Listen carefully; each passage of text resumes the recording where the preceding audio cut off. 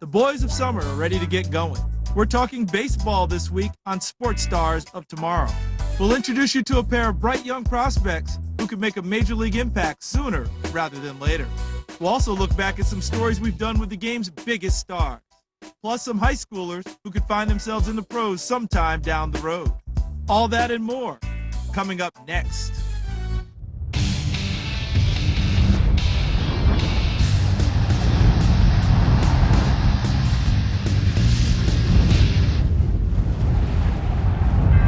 Thanks for tuning in, everyone. I'm your host, Charles Davis. We'll be going across the country once again, introducing you to several up-and-coming stars. We'll have a special emphasis on baseball today. Let's get going in the Southeast. The Atlanta Braves made a big splash in the offseason by adding brothers BJ and Justin Upton. The Uptons came up as highly touted high school stars in Chesapeake, Virginia. BJ was the second overall pick by the Tampa Bay Rays in 2002. Younger brother Justin was the top overall pick by the Arizona Diamondbacks in 2005. After Atlanta signed BJ as a free agent and acquired Justin in a trade, the Uptons now get to fulfill a lifelong dream of playing on the same Major League Baseball team. We actually caught up with BJ in 2008 when he was a rising prospect with the Rays. He had finally arrived as a major leaguer after all the hype surrounding him as a high draft pick. He was obviously drafted because of his offensive and defensive abilities, but in high school, he was also a standout pitcher. Yeah, I like pitching. It was fun, but I got to pro ball and there's some different options for me. But when I was in high school, it was definitely a fun thing to do. After having to leave pitching behind, BJ would eventually find his groove in the minors. In 5 minor league seasons, he hit nearly 300. But it wasn't until 2007 that his power started to emerge as he hit 24 home runs in 129 games while maintaining a 300 average. I just try to square the ball up, man, and hit it hard, and if it happens to go out of the park, it does. I think the power comes from taking good swings on the ball and squaring the ball up. And as a hitter, that's what you try to do. You just want to hit the ball hard, and if it happens to go out, it goes out. Upton's breakthrough may have been attributed to finally settling into a position as he bounced around from short to second base to the outfield early in his career. But his teammates in 2008 noticed he was a lot more comfortable when he was designated the team's center fielder. Everyone knows he has the skills. Coming into spring training now, he's a little bit more comfortable because he doesn't have 7 gloves coming out to the field. He has a set position, and he's comfortable there. So, he's only going to get better. Upton truly broke out as a star in 2008 when he was a key figure in helping the Rays surprisingly capture the American League Championship. On August 3rd, 2012, Upton hit his 100th career home run. Ironically, on the same day, his brother Justin did the exact same thing. Now those two joined forces with Jason Hayward in Atlanta to form one of the game's most talented outfields. Now let's head out west. The Uptons aren't the only top sluggers who changed teams this offseason. The Los Angeles Angels pulled off the stunner of the offseason by swiping Josh Hamilton from the division rival Texas Rangers. It wasn't that long ago that Hamilton was the toast of Texas as he had emerged as one of the game's premier power hitters. This came after a long struggle with substance abuse that put his career on hold. After rededicating himself to his faith, he finally got his life on track and his baseball career followed. What I say, letting God be first in my life. He's kind of taking control of the whole situation. I feel like, and my wife told me when I was in the midst of my addiction that, you're going to get back to baseball, but it's not going to be about baseball. It's going to be about sharing with people what God's done in your life. And, I see that every day, but at the same time, every new park I go to, people call me over and tell me I've been an inspiration not only to them, but, they got a family member that's going through the same things I went through, and, they give them articles on me to read and stuff like that. So, that's what it's really all about. While Hamilton may not be quite as popular in Texas anymore, he's still one of the game's best sluggers and should be a huge hit in California. He had a career-high 43 home runs in 2012, and he now joins a power-packed Angels lineup that might be the best in baseball. To the Midwest now for a hometown hero. Joe Mauer is easily one of the most popular athletes in the state of Minnesota, maybe even number 1. Before he was an all-star catcher for the Twins, he was a 2-sport legend at St. Paul's Cretin-Durham Hall. He played 2 seasons as the Raiders' starting quarterback and threw 41 touchdown passes. As a senior, he was named the USA Today National Player of the Year and led his team to a state championship. That was probably the coolest thing because we've had a lot of great players play there, the Winkies, Walshes, and and we were the only team to ever win the state championship. So that's something that always stayed with me. Mauer's high school football career was so impressive, he seriously considered attending Florida State on a football scholarship. He was all set to go to Tallahassee before the Twins made him the #1 pick in the 2001 baseball draft. I was real close. We were at the time making plans to go down there to get down there and start working in the summer program that they'd have for the incoming freshmen. So it came pretty close. Staying home to play baseball has worked out just fine for Mauer, as he's established himself as one of the best catchers in the game. He was the first American League catcher to win a batting title, and he was named the 2009 American League MVP. But to those who know Mauer, he's still the humble, hard-working kid from the Twin Cities. I try not to change too much, and obviously I get to do a pretty cool thing here. Now let's go to the Southwest to meet some rising stars. Dylan Bundy and Archie Bradley grew up as friends and rivals near Tulsa, Oklahoma. Bundy was a dominant pitcher at Owasso High School, while Bradley was a two-sport star down the road at Broken Arrow High School. In 2011, they watched the Major League Baseball draft together, hoping their dreams would come true. And they did. Bundy went 4th overall to the Baltimore Orioles, the same organization that drafted his brother Bobby a few years earlier. It feels amazing, to be chosen 4th overall, and especially by the Orioles with my brother being in that organization is just amazing. And minutes later, Bradley heard his name called by the Arizona Diamondbacks with the 7th pick, meaning two of the best prep athletes that Tulsa has ever seen were both top 10 selections. My stomach was like the Texas Giant, down in Six Flags. It was going through all kind of loops and turns, and then he finally heard the name, and just, like I said, overcome by emotions and just super excited. Bundy earned a reputation as a power pitcher with pinpoint control. Sporting a fastball that occasionally hit 100 miles an hour, Bundy was one of the top prospects in America in 2011. As a senior, he had an ERA near 0 and had 158 strikeouts in 71 innings pitched. He earned several National Player of the Year awards, and he was the first baseball player to be named Gatorade's National High School Athlete of the Year. Bradley, meanwhile, was a top national prospect himself. He was also a standout quarterback for Broken Arrow, and he committed to play football for the Oklahoma Sooners. However, a fastball in the high 90s and a power curveball tend to get you noticed by Major League scouts, and many assumed that baseball would eventually pull Bradley away from OU. It wasn't long before both Bradley and Bundy agreed to pro contracts, passing up college to get on the fast track to the major leagues. They are now two of the most highly rated prospects in baseball. Bundy had a strong 2012 that saw him get invited to the Major League Baseball Futures game in Kansas City. He gave up 3 hits, but didn't allow a run, impressing Hall of Famer George Brett. I don't think he had his best stuff from what I saw, but still he didn't give up a run, and that's a sign of a quality pitcher. When you can go out without your best stuff and the other team get 3 hits in 1 inning and not score a run, you're doing something right. Later in 2012, Bundy made his Major League debut at 19 years old. He pitched 1 2/3 innings in September and did not give up a run. Bundy and Bradley will both likely start the 2013 season in the minor leagues. But sooner or later, both of these prospects from the Sooner State could be top-of-the-rotation starters in the big leagues. It's time for a break, but when we return, we'll check out a couple of high school baseball stars to keep an eye on. That's next. If you would like to contact the show, connect with us online. You can like us on Facebook or follow us on Twitter at SportsStarsTV. In this week's Toyota Top 5, we're ranking the top 5 position players in baseball. The hot debate last year was, who was more valuable? Triple Crown winner Miguel Cabrera of the Detroit Tigers or Angels superstar Mike Trout? Cabrera led the way in all the old-school baseball stats like homers and RBI, and that helped him capture the American League MVP. But the new school stat of wins above replacement showed that Mike Trout did more for his team than any player in baseball.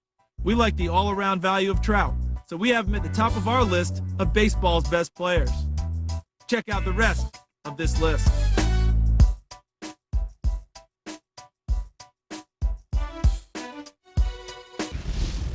Now let's head out west.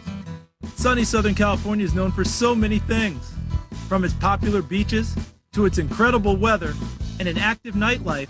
There's no shortage of entertainment in the City of Angels. That includes baseball, where notable players such as Barry Bonds, Tony Gwynn, and Mark McGwire all got their start in the Los Angeles area.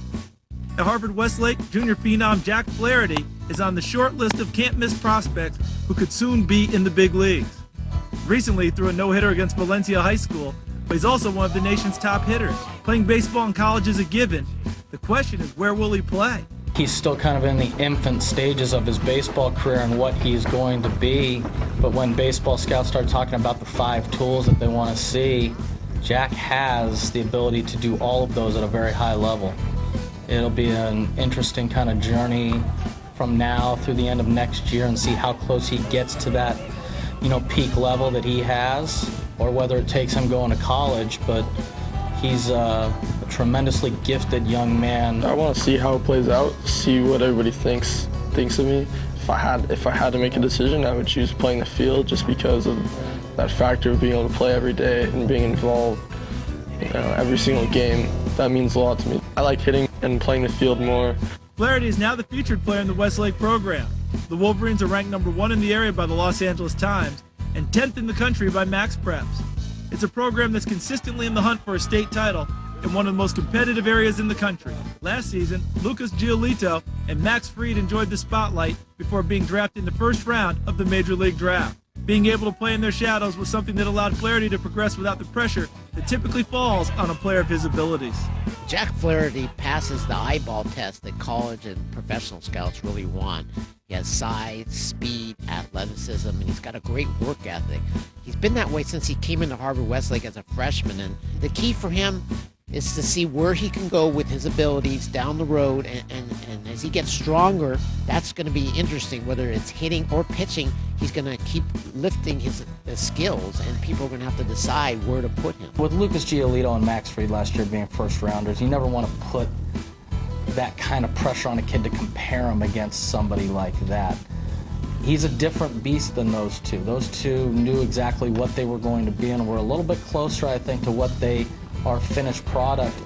Jack is a little bit further away, and is he going to be a pitcher? Is he going to be a hitter? Is he going to go to college and do both? These are the questions that need to be answered over the next 18 months that we're not really sure about right now. One thing that is certain, Jack Flaherty is on the fast track to stardom. At the rate he's progressing, it might not be long before he becomes a household name. Let's head southwest now for a 2-sports star. Playing quarterback at South Lake Carroll High School comes with plenty of expectations. The Dragons have won 8 Texas State championships, tied for the most ever. They've also had several quarterbacks go on to play college football, and some, like Greg McElroy and Chase Daniel, have made it to the NFL. Kenny Hill has handled that South Lake quarterback position just fine, as he led South Lake to a state championship in 2011 as a junior. Then as a senior, he accounted for over 4,700 yards of total offense and 60 total touchdowns to win the Gatorade State Player of the Year, and he's been proud to add to South Lake's quarterback legacy. It's a big deal, and it's an honor to be a part of that. It's obviously the names that have come through here been great and gone on to do great things. I'm just hoping I can do the same. However, football isn't Kenny's only sport. He's just as good on the diamond as he is on the gridiron. Kenny's got all the tools as a baseball player. I know, and everybody knows his successes on the football field, taking him to championships, but I'll tell you, he's equally as good, if not better, on the baseball field too. He has all the tools that it takes to go all the way to the top. Kenny is the son of former Major League pitcher Ken Hill, who played 14 years in the big leagues. The elder Hill pitched in an All-Star game and a World Series, and Kenny has fond memories of watching his dad play. I've watched him all my life growing up, and just like having him there and teaching me on all that stuff, it helps out a lot. I always got to go in the clubhouse and do things like that when he was playing, so it's a cool experience growing up. Now the roles are reversed as Ken is the spectator while Kenny pursues his dreams. It's been fun. I've just been enjoying the ride. And he put the time in, he worked hard, and it's paying off for him. While Kenny does occasionally pitch for South Lake, his future is as a position player, as he is a middle-of-the-lineup threat as a hitter. He's definitely a position player. We've had him at third base. I think that's his best spot. He's made some tremendous plays. Everybody kind of looks at him as an offensive player because he hits so well, but he has turned into a fantastic defensive player too, and he can run. Got a strong arm. He's got all the tools. I think I can hit pretty well. I try. I work really hard on defense. I think that's very important. I'm just players out there trying to win. While Kenny could let all of his success as a 2-sport athlete go to his head, his coach says that his teammates respect him because he remains humble. He's definitely the big man on campus, around here because of his success, but he really doesn't let it go to his head. We never hear anything about that, and he's in demand a lot for a lot of things with little kids and autographs, and he's fun to be around. You just would not know that about him. Kenny is committed as a two-sport athlete at Texas A&M, and he plans to play both sports as long as he can. And hopefully, one day, he may get to choose one as a profession. The future's bright, whether it's football or baseball. I mean, like I told him, I said, when you get to college, you'll get the feel of which way to go, which one you want to do. And I said, until then, hey, try to be able to play them both. I mean, because you're good at both of them. So whatever one dictates which way you're going to go, then you know it. It's time for another break. When we get back, a report from the high school hardwood. Stay with us. Sports Stars of Tomorrow is brought to you by American Family Insurance. Your dream is out there. Go get it. We'll protect it. Welcome back. Let's go to Joe McCann now for an update on high school basketball.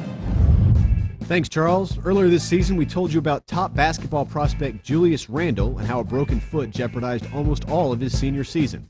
Well, he came back just in time for Plano Prestonwood Academy in Texas. The Lions entered the playoffs below 500, but Randle led them all the way to the Texas Private Schools State Championship.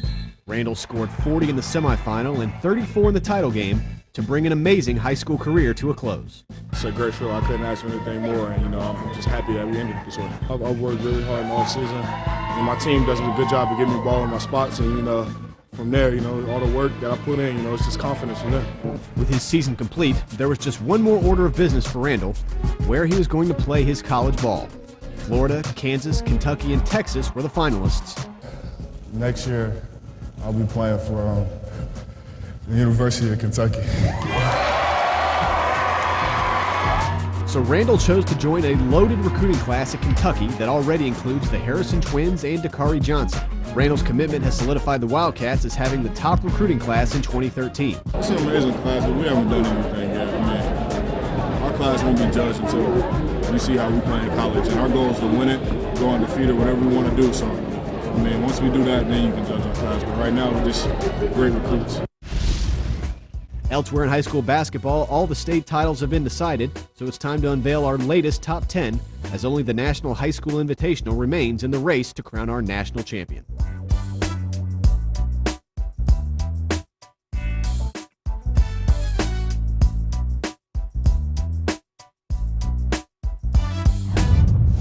Thanks, Joe. We'll take one more break.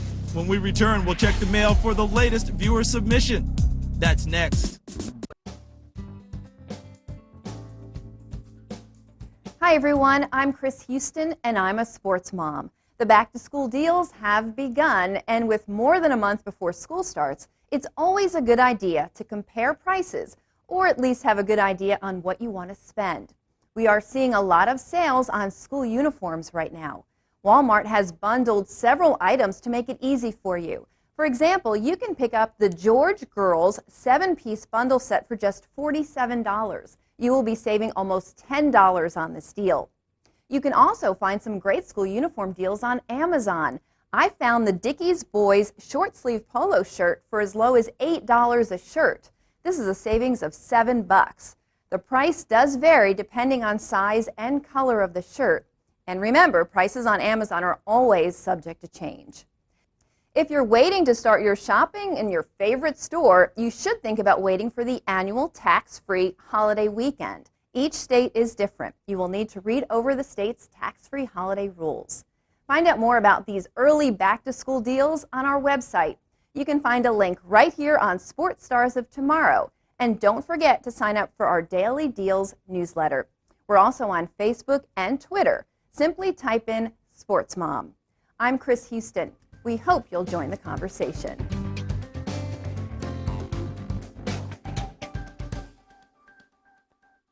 It's time to check the mail once again for our latest viewer submission. This week's tape comes from Brody Leffridge in Washington, D.C. Brody is a rising baseball prospect at St. John's College High School. He burst onto the high school scene by starting as a sophomore in 2012 and leading the team in home runs and slugging percentage. He is also a very solid defender in left field. He's likely to be one of the top 50 prospects in the country for 2014, and he is a verbal commit to the University of Tennessee. Would you like to be on the show? Send us a DVD. The address is 3575 Lone Star Circle, Suite 116, Fort Worth, Texas, 76177. That will do it for this week's show. Thanks for watching. For our entire crew, I'm Charles Davis, and we'll see you next time.